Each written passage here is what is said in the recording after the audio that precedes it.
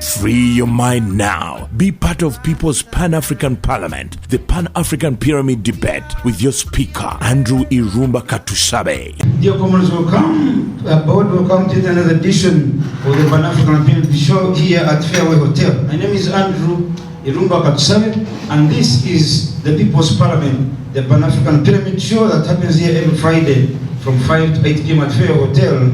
And the recorded version of the same runs on NBS TV on Saturdays from 4 to 5 p.m. The issue of LGBT has been on for some time, but we're not facing it as a race, as humanity, for the first time. Actually, if you remember the story of Sodom and Gomorrah, God destroyed the entire generation because of homosexuality. Sodom and Gomorrah, that was the cause. He realized there was nothing else he could do. They had reached a point of no return. So he said, these guys are too much into evil. I talk to one person, tomorrow 10 people rise with the same voice. It means you're speaking to one person at one day, and tomorrow 100 people are emerging in the same voice. So he decided to destroy the entire generation. We want to discuss this voice.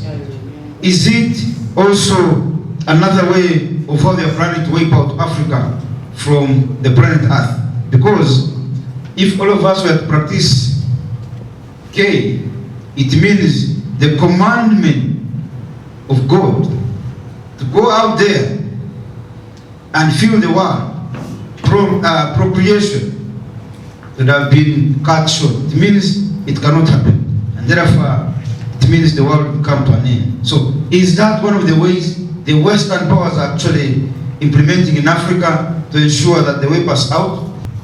Now as I speak, almost everywhere the homos have infiltrated.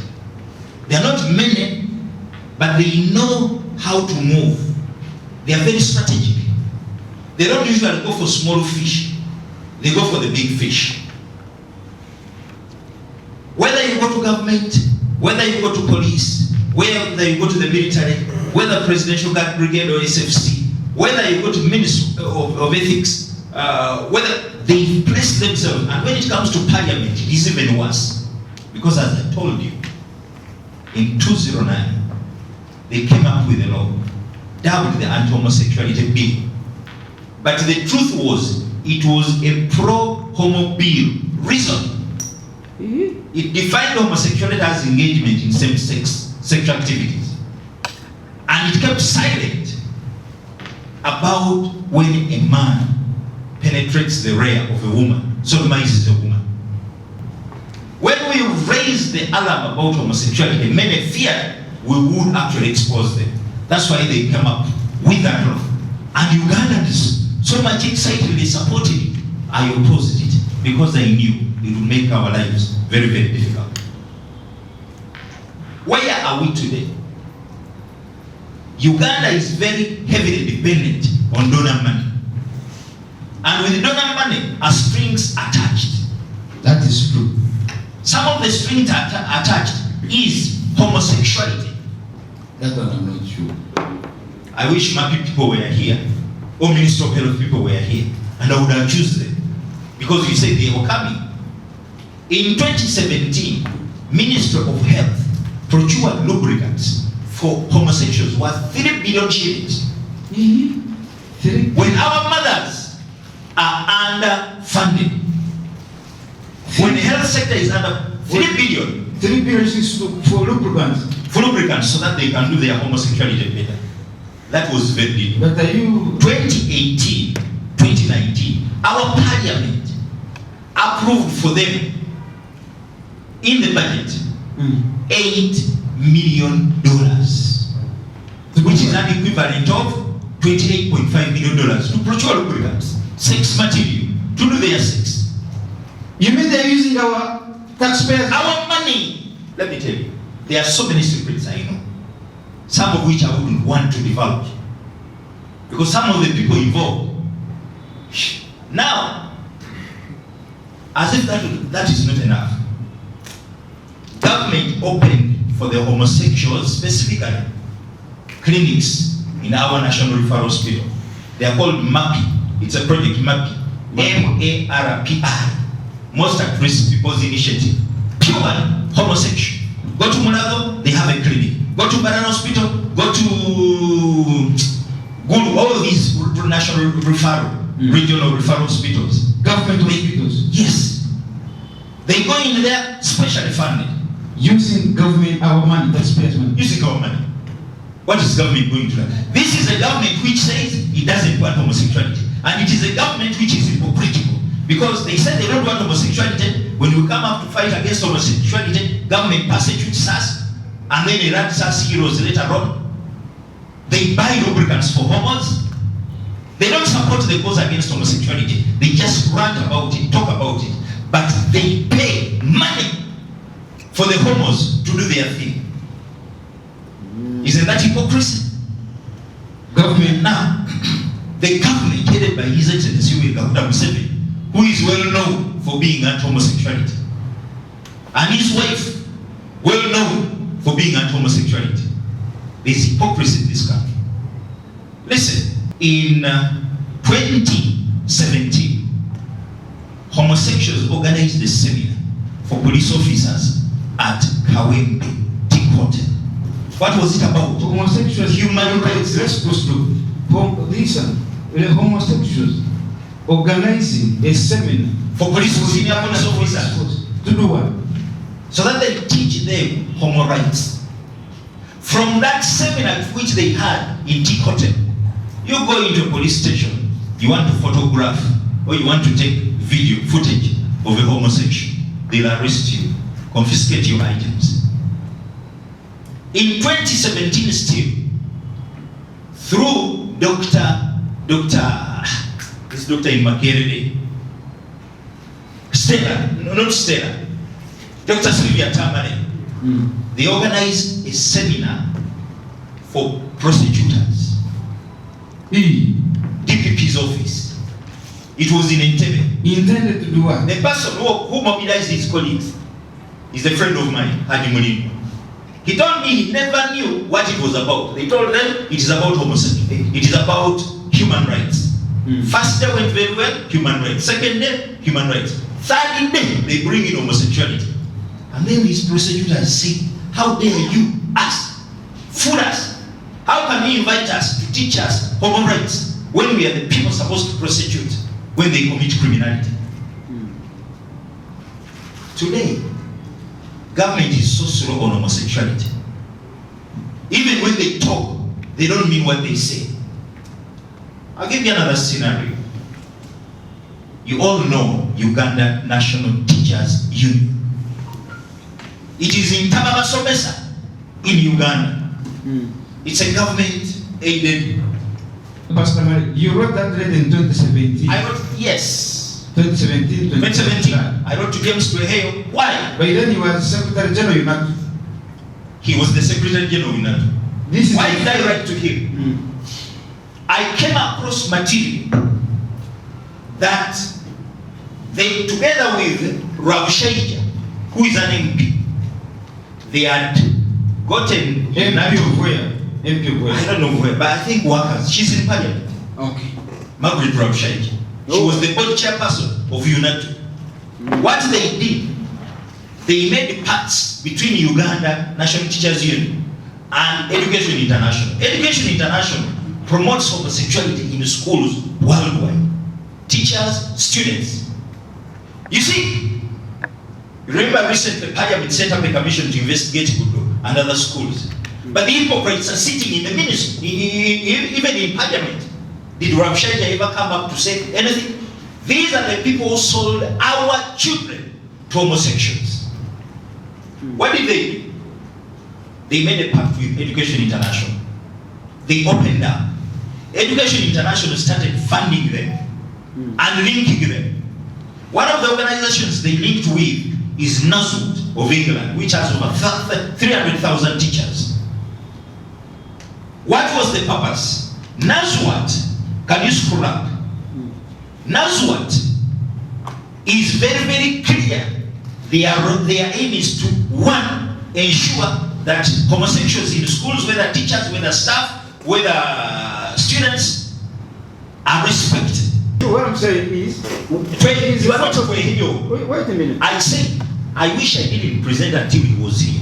Then he denies, and I blast him. You blast. We are fighting homosexuality. You are bringing jokes here. I wrote to him that letter. I copied it to the Minister of Education. To my surprise, because I told you, you either resign being a member of UNATU and you concentrate on your homo programs, or you leave Education International and stay here. Otherwise, I'm not going to allow you to do that. I went to the offices. On further investigation, Education International is here. Nazwat is here. All evidence is here.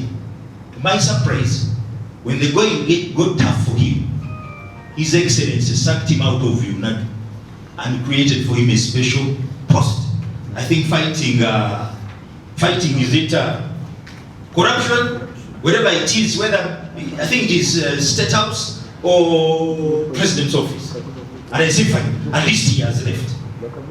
Rav Shaida is a member of Parliament. She cannot deceive me that she doesn't know what is going on. They've been organizing seminars for schools, for teachers. What causes people to indulge in homosexuality? There are many factors. Demon is out. Clergy have made a mistake and they've demonized BCL. Homosexuality is not a demon. If it were a demon, why don't they pray for fellow clergy to be delivered? 2, if you agree that homosexuality is a demon, then you blame God for being brutal, punishing Sodom and Gomorrah when the Sodomites had no power over the demons.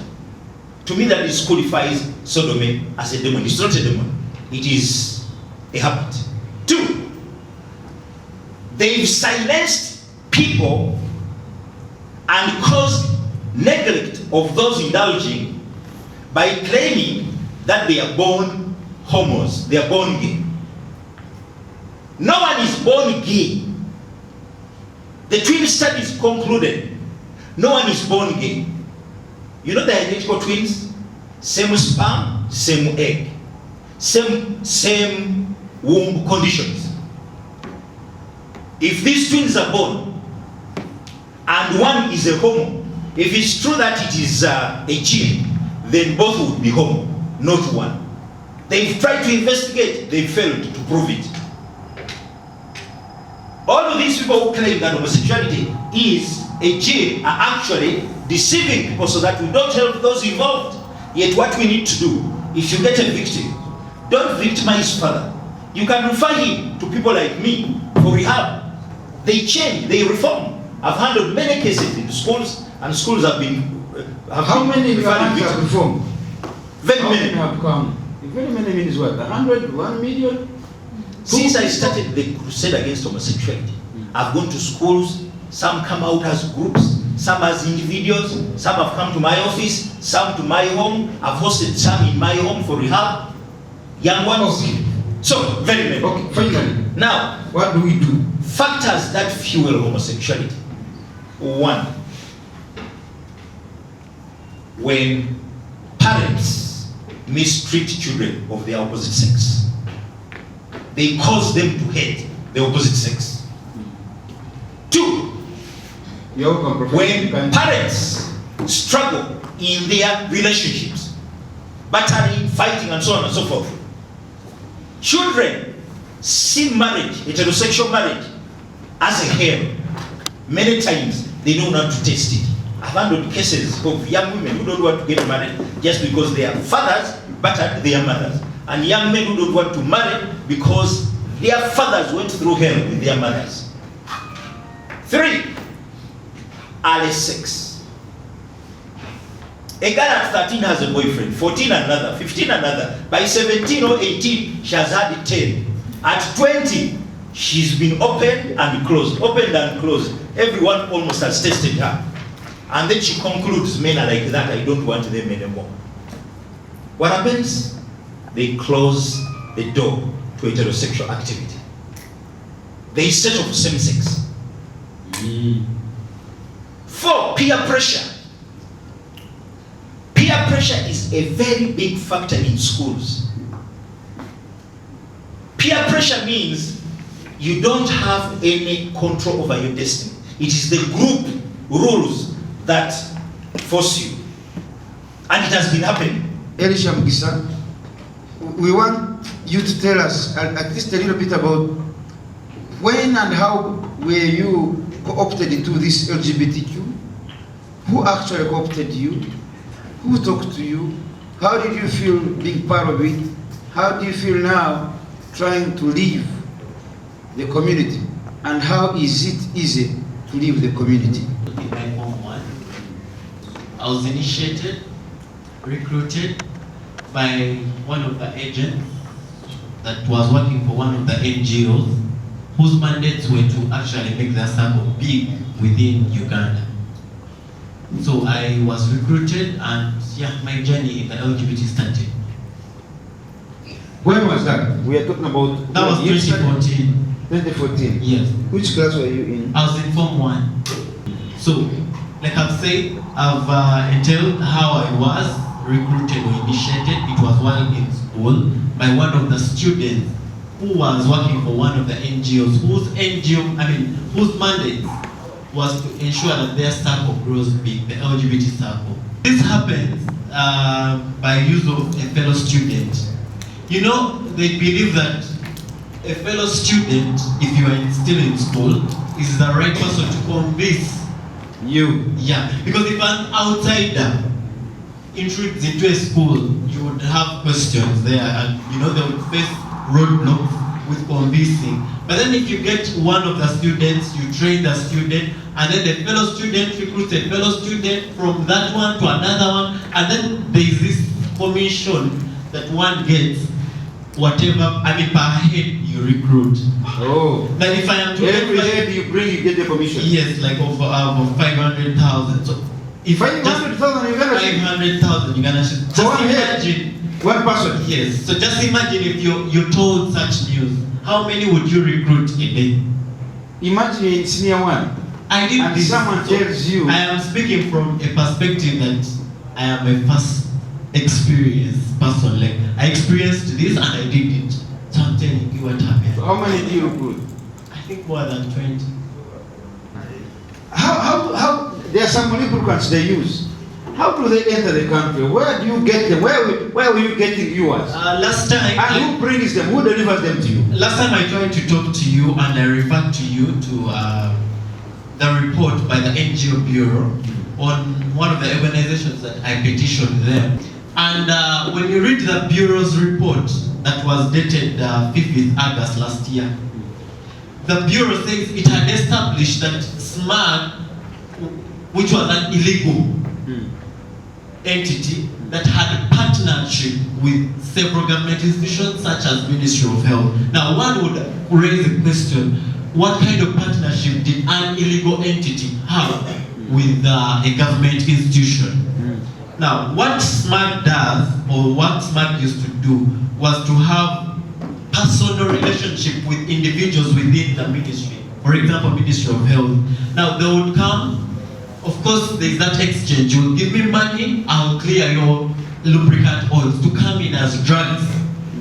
So lubricant oils would be cleared by individuals within the Ministry of Health to come in as drugs, offload them, and then start distributing them to LGBT people. Yes, and this is what is happening, even as I talk. Lubricant oils are still being distributed to LGBT people, but of course cleared by the Ministry of Health, because there's no other way lubricant oils would come in. First of all, we do not have any factory that manufactures lubricant oils. But the government is saying we are fighting homosexuality. Yeah, that is just a publicity, I don't know how to put it. Publicity stunt? Yeah, like just to confuse, but government somewhere, somehow, somebody within government is pushing that agenda. The government is saying we don't support homosexuals. But then in the dark, they're actually okaying their lubricants here. I'm telling you, homosexuals are in almost every sector, have infiltrated almost all sectors of government, health, media, every sector that you know. At least homosexuals have a connection there. They make a call and, they have connection in almost all sectors. Last time I told you, we were in a meeting with the Minister for Children. The DPP had been sanctioned. I had been invited because I came up with they said an allegation that children were being recruited. So various heads of institutions were invited for that meeting, including the IGP.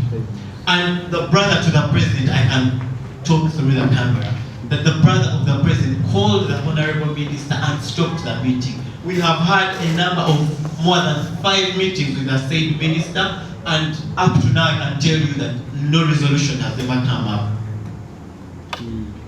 So that gives you the level of the bureaucracy within government institutions in dealing with LGBT related stuff. So homosexuality is as old as man. Now it's not a new thing. Sometimes you may be fighting a war when you don't know what you're fighting, how to fight it, what to concentrate on, where to start and where to end. I think those are basics, because when you're doing strategic planning, you ask questions. First, you state them. 1, where am I coming from? Who am I? Where do I want to go? How do I reach there?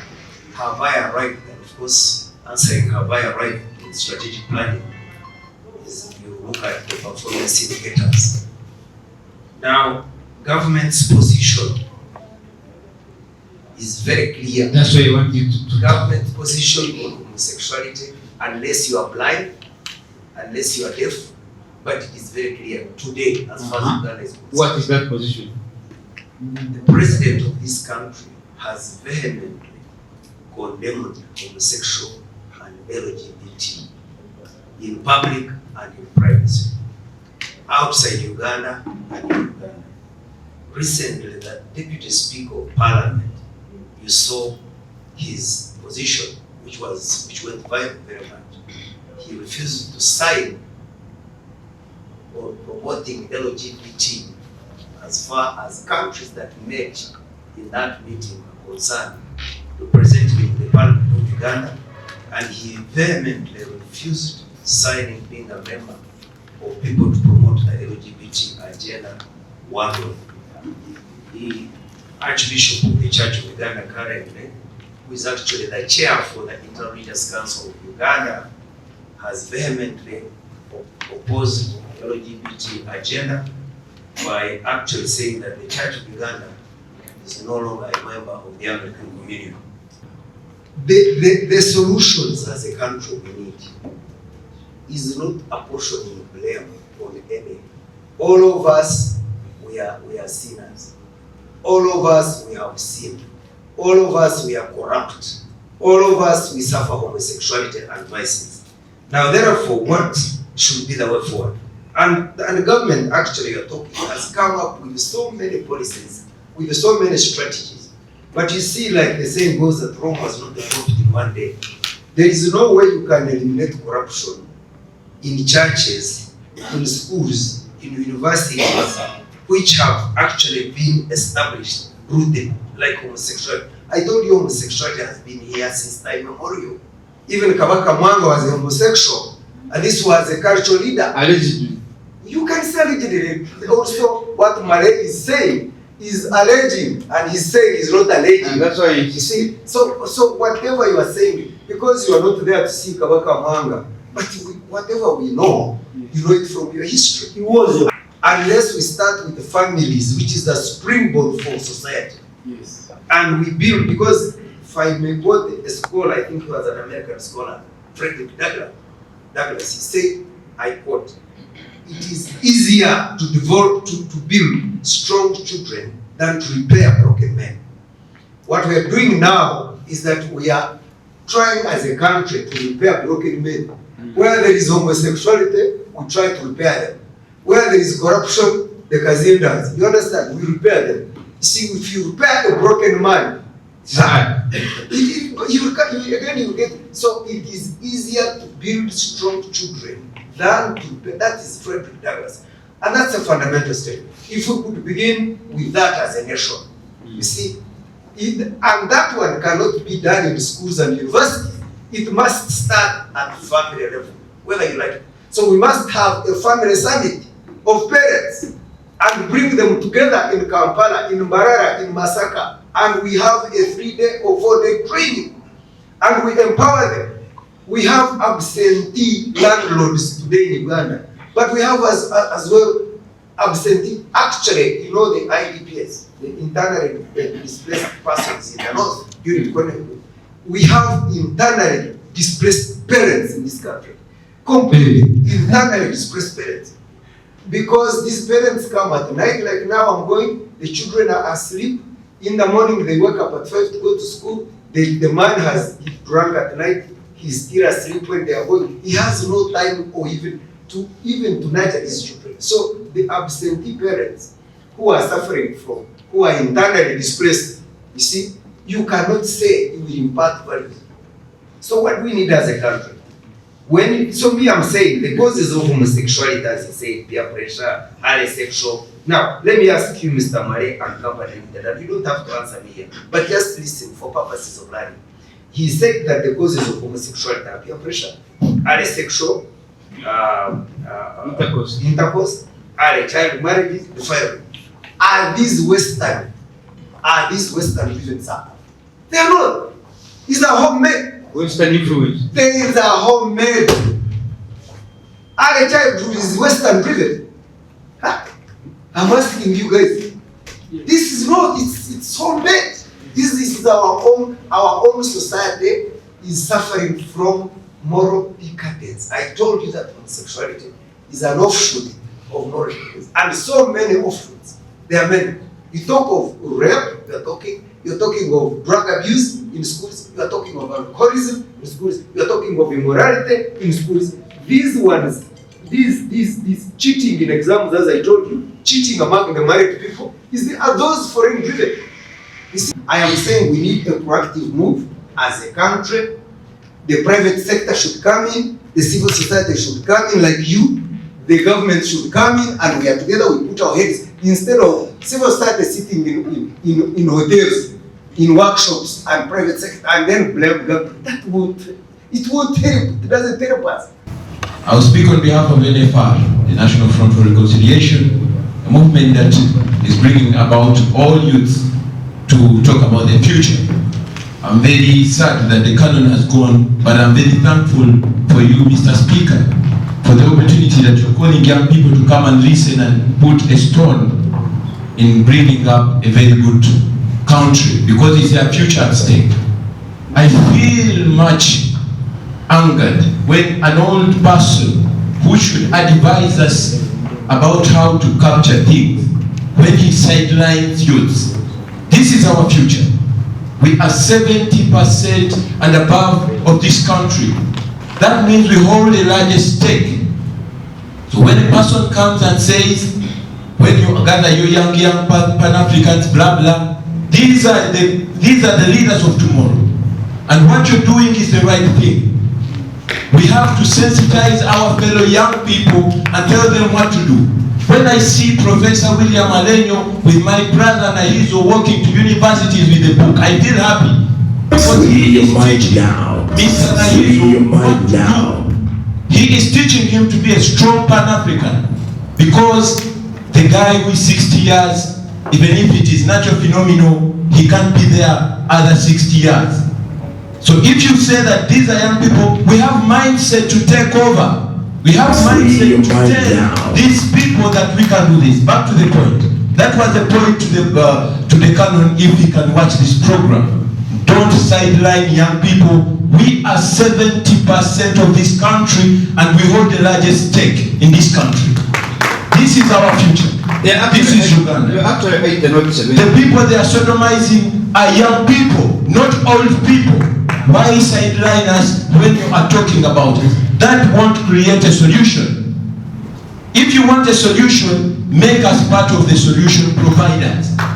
Don't make us sit while you're eating your cakes and cokes and say that you're fighting for us when you're just getting money for your other people. Back to the point. Civil societies, he was talking about civil societies and whatever sidelining. Recently I was at the hotel and we called for the civil society engagement with the government. But only one person from the government came in, and when we gave him a report, he was like, this is useless. They have been engaged, but they are keeping a deaf ear. Now is the time for us to move forward and do what we must do, as Mr. Professor Aleno is doing. We should not sit down, as he's saying about infrastructure. It takes time to build an infrastructure. Okuva kumusinji paka wabuli, it takes time. How much time will we wait for this infrastructure to come up? This is an immediate factor. Children are being sodomized in schools. It's an immediate factor. It doesn't need to wait. How many minutes does the parliament need to sit and pass the law that Mr. Professor Aleno wants? It doesn't take a day when they can sit and censor Namuganza for a week. What about our future? Exactly. We don't have to wait, infrastructure, blah, blah. We have to sit in hotels, eat cakes, eat whatever. No. We are coming on Monday to Parliament. We will give this petition to the Speaker of Parliament, and we urge you, Madam Speaker, to act, because this is the future of the young people. I beg you. Thank you. Thank you so much. I'm too surprised, psychologically annoyed, for I have attended this session. I don't know why. Because our leaders who should be showing us the right way, for sure, I don't know where they're taking us. You should now be talking about the root cause. Yet you know the root cause, but then you try to tell us what should be, just telling us, I don't know even how I can explain it. Because now, if you have to talk about the root cause, by the way, homosexuality, me, I'm just seeing it as just a small branch that is affecting Africans. Because this is all about growth by globalization. How do you allow to become a friend whom you know that is a bad friend, then again you tell me you not follow his things or her things, what is being done or what is being portrayed by that fellow. First of all, I will first talk about this one. I will blame the government, definitely. Definitely I will blame our leaders, because they are the people, they are exact people who are signing the laws, accepting the Western culture to affect us. Because when you read about the definition of globalization, it shows us that it describes the growing interdependence of the world's, interdependence of the world's economies, culture, and population. We are interdependent on each other, with culture, mind you. This is what is affecting us. And how will you tell me as an individual to avoid that homosexuality, yet it is affecting me economically? I'm here, I'm poor. How will someone give me 500 I fail to take? Secondly, how will I refuse scholarship, yet I want to study? So, fellow leaders, I'm talking to you directly. Let us see the root cause of what is bringing these things, of what is changing the whole of Africa. Africa at large. It is not, this homosexuality is not affecting Uganda as a country. It is Africa at large. Secondly, you're telling me about,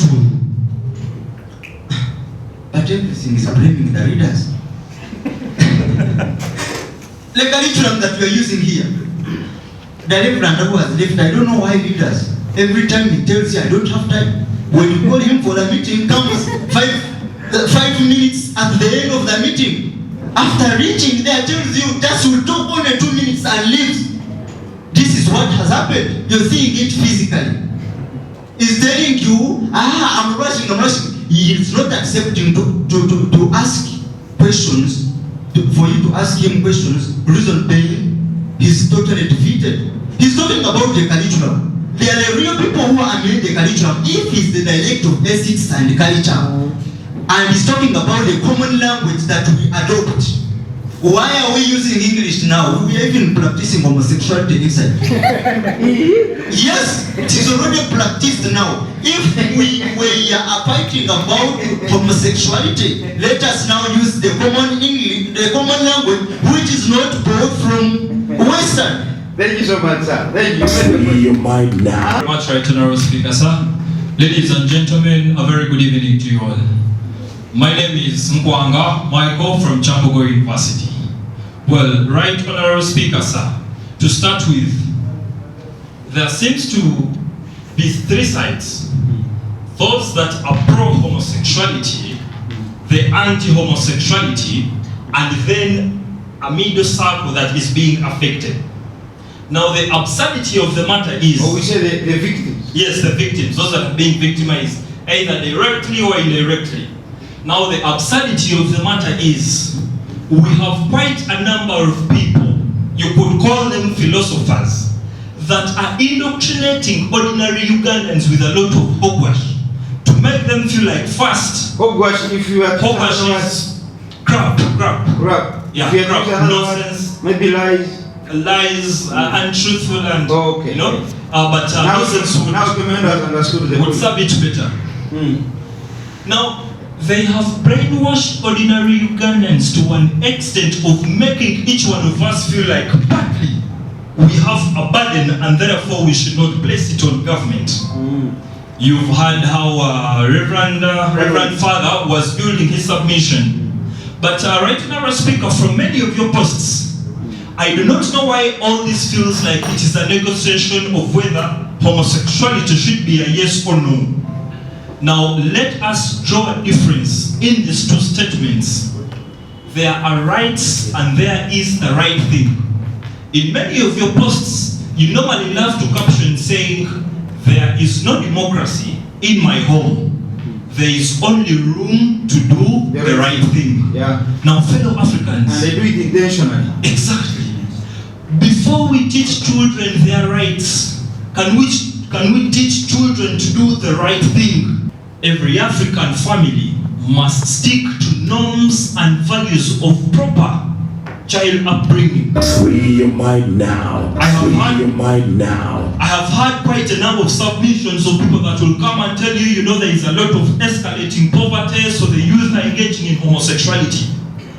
Must we cite examples of many of us that have grown up from poor families but have learned the art of being contented, the art of using the little we have, of working hard and are not engaging in homosexuality unless we are... now. There is never going to be a time when each one of us lives at the best of their comfort, but we must stick to our African norms and values. There is a Nigerian saying that goes, the old pumpkin must never be uprooted. Many of us think engaging in these vices is modernity. I want to guide you and tell you, there is nothing modern about it. In fact, it is pseudo-modernity. Secondly, we're discussing the curriculum. Pastor Male was here and he was talking about UNATU's involvement with Education International. I made quite a similar research and our findings were very similar. Even another report that I was going through by a gentleman called, let me see how fast I can trace it here. Another report that I was going through was still pinning allocations in the same. Now, in addition to that, we have a set of schools in this country, and those are the international schools. What is happening in international schools is terrible. Recently, we were at the King's College, Budosanga. King's College is not an international school, that one passed. And then there is another silent one from Vienna. Kids are having prom parties and teachers and guardians in these schools think it is okay for these children to have dates of the same sex. Boys walking with fellow boys as dates on prom parties, that is a good start. Nobody seems to be paying attention. Still, let me quickly go through something here. About 100 schools were duped in training in the disguise of homosexuality to their teachers and students. This document is The World Starts With Me. This was a computer-based comprehensive sexuality education curriculum which was developed in 2003 by Butterfly Works and the World Population Foundation. in collaboration with Schoolnet Uganda. Schoolnet Uganda? Yes, Schoolnet Uganda. The curriculum targeted secondary school students and their teachers.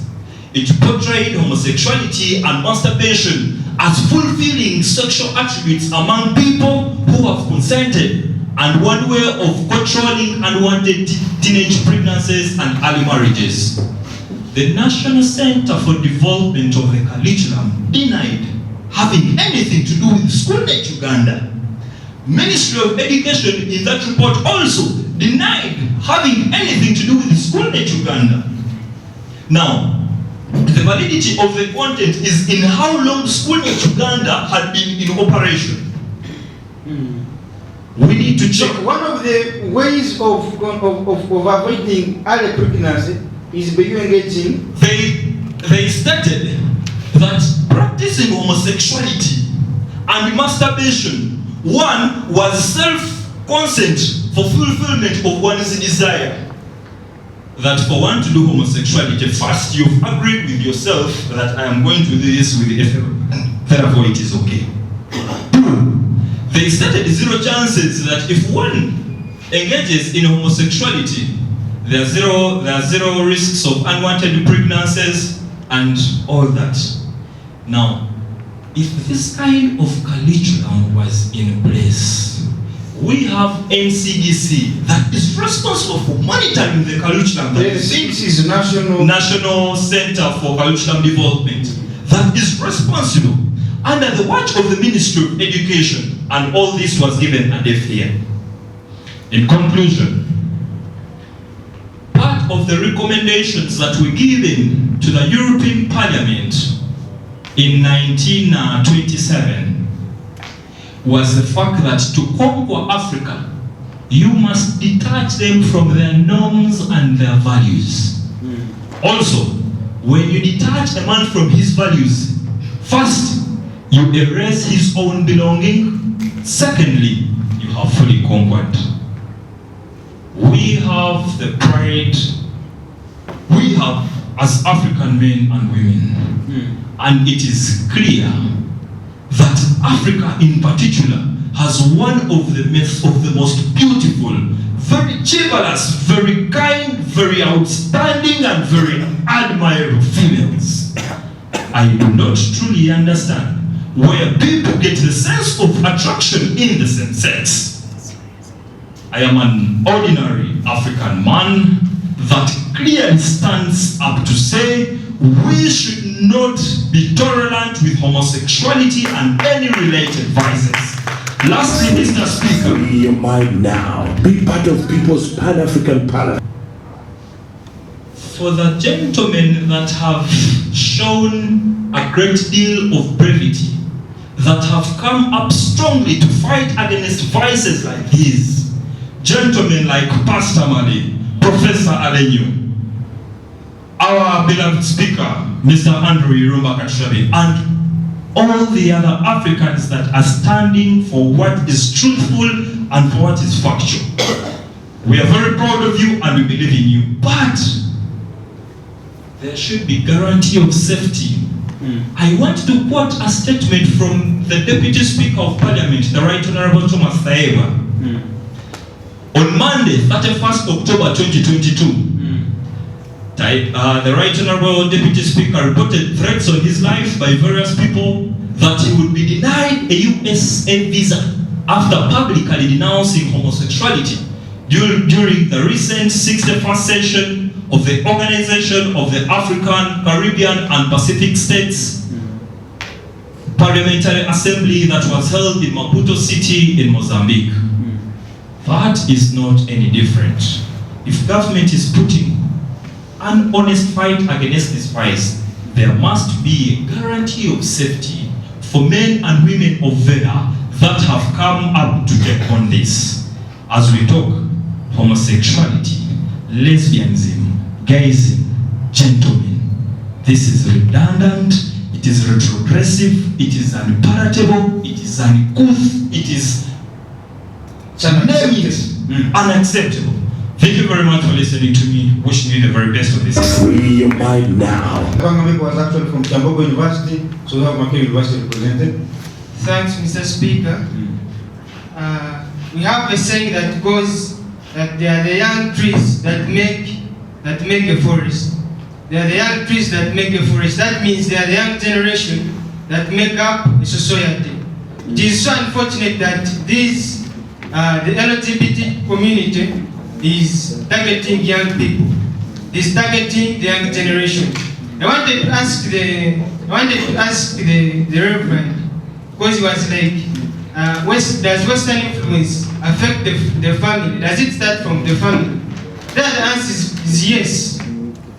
It is yes. Today we see that Western influence starts from the family level. It is not because they took their time to study our African culture and norms. Now they want to destroy our culture from the family level. So we have to fight and protect our family. Next, Mr. Speaker, there is also saying that when there is no enemy inside, the enemy outside can do us no harm. When there is no enemy inside, the enemy outside can do us no harm. That means they are our people. Our people are our leaders, and the people among us are the ones who are betraying us. They are the ones who are preaching this gospel of homosexuality and destroying our community. Otherwise, we have to stand up as a community and fight against this. We also have to develop a mentality that Westernization is not civilization. Westernization is not development. Because most people know that Westernization, like most of the people now, what we are taught in schools is that Westernization is civilization, which is not true. Because we are seeing that this even now destroying communities. Another thing is about our education. Mr. Speaker, this is a country that lacks the unifying factor. The unifying factor for this case, it is not true that as Ugandans that we are made up of different communities, we can't live together. No. Just that as a country we are lacking the unifying factor. This is a country that does not have a political and an economic philosophy.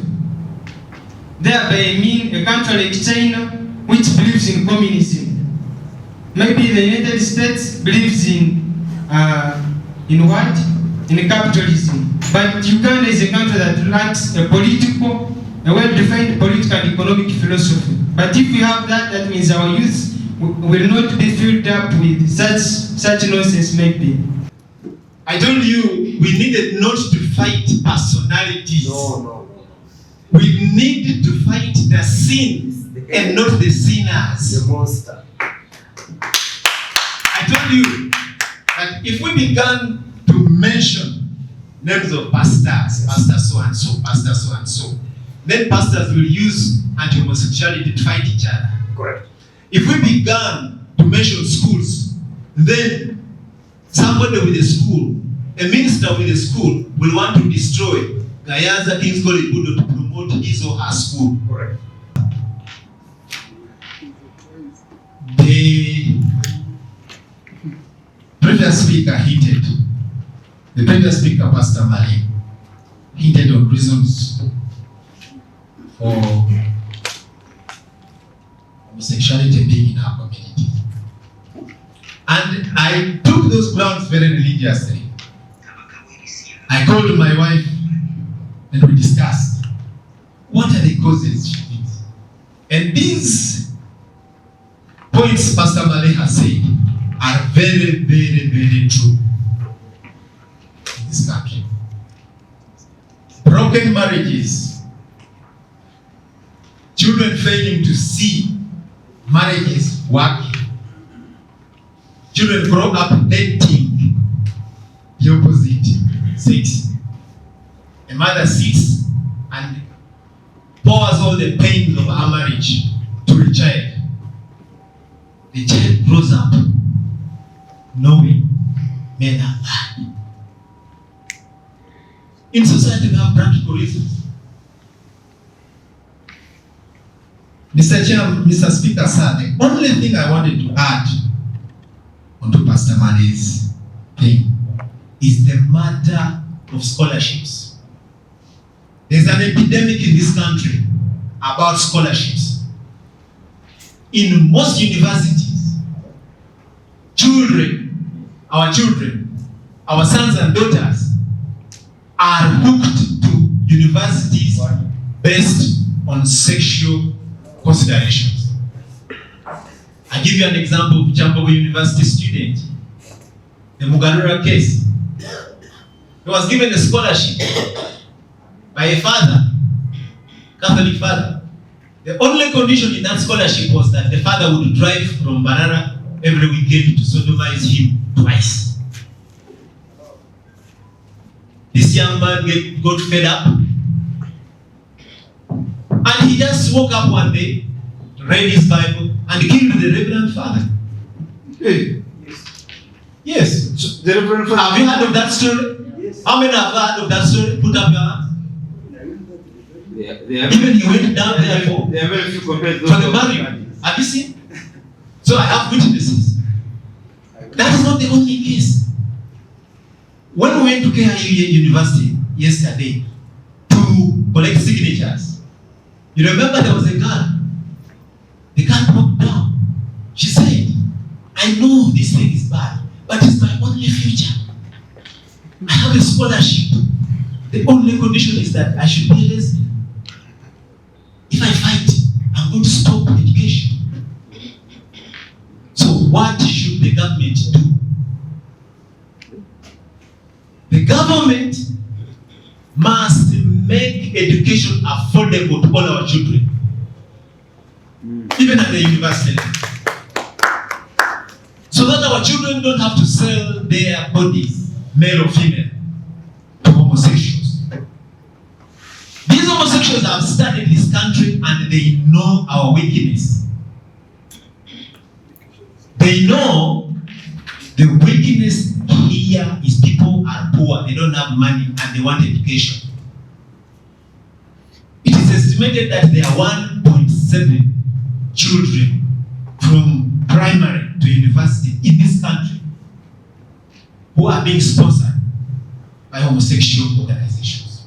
And I challenge 1.7, I saw the data. And I challenge the Minister of Education, 1.7 are sponsored from, yes, children from primary to university. They are on LGBT sponsorship. Exactly. And last week there was an interception of a contingent of 50 children in West Nile. Did you hear about it? Manager. They were being brought to a university. To a primary school for a scholarship. By LGBT community? Exactly.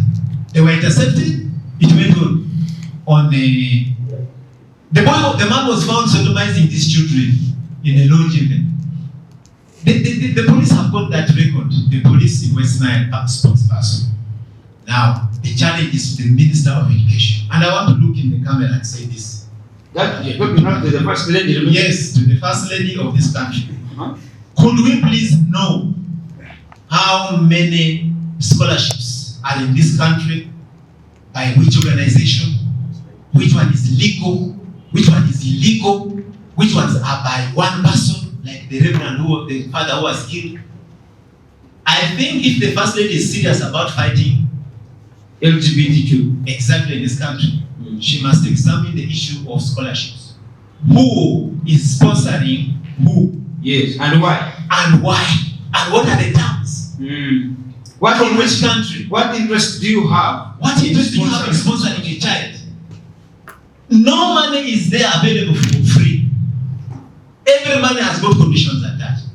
It's not a matter of the First Lady going on new headlines, I'm fighting our homosexuality in a Bodo, I am probing what? Can you give us the list of scholarships in this country? Funded by who? Which NGO? And can you make the law be passed in parliament? Why would you run around one or two teachers in Budo, Gayaza, just to destroy that school? Pass the Anti-Homosexuality Act. Actually, the First Lady is in a better position to ask her husband to force parliament to retable the law. Why do you investigate one teacher, another time two teachers? Where will you end? How many teachers are in Uganda? How many students are in Uganda? Pass the law, let it apply to all teachers. The First Lady also must look at the quality of teachers. If a teacher is 40 years,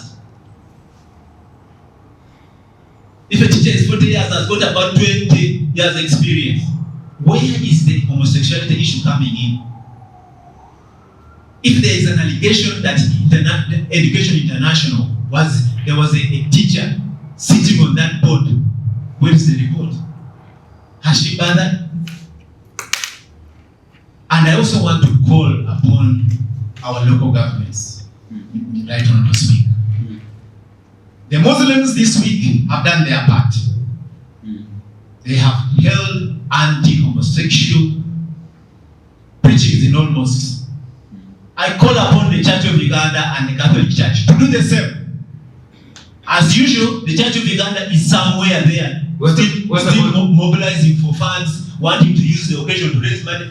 This thing is going to go by prayer and fasting. I want to see the Church of Uganda organizing national prayers in all churches, like the Muslims have done. I want to see the Catholic Church talking against homosexuality in all churches, like the Muslims have done. And I want to thank the Muslims for taking the lead. I want to address the local councils. All the children disappearing from villages, Right Honorable Speaker, are getting stranded within Kampala here. Some are taken to Congo to be sodomized there at the front, to become child soldiers while being sodomized. Most are within the city buildings of Kampala. Those big gates which LC's chairman feared to enter. Can LCs in this country take charge? Don't fear to open those big gates with big, rich people's vehicles. That's where children are being sodomized. Let every LC1 hold a meeting on homosexuality in their area. Identify people with suspicious dealings. Identify groups of young people where they gather in the evenings, what games they play, what time they come back. Then parents, the Bible is clear. Deuteronomy 6:7. Teach your children the words of God. Thank you. I advise to the university children, please don't save yourselves. Thank you so much. We want to put pressure on government to identify all those on homosexual scholarships and transfer them to state house scholarships. I'm not going to talk much, but allow me to talk about the ethics of morals and spiritual values.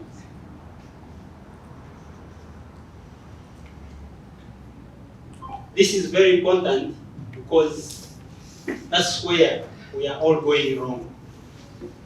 And that's why we are today in this battle we are in. The ethics of moral and spiritual values, discipline and positive attitude are entirely gifts of growing up in Christian family and having greater spiritual, moral and cultural friends. This is the first best foundation in life. Our moral and spiritual values today at office, home, school, and community are as a result of either good or bad basic foundation we had in life. That's why corruption, violence, conflicts, and so on in homes and communities are rampant today. So I go back to the parents. Parents have a big role to play to groom a responsible community. Thank you so much, ladies and gentlemen. We meet here again next Friday, same time, same place.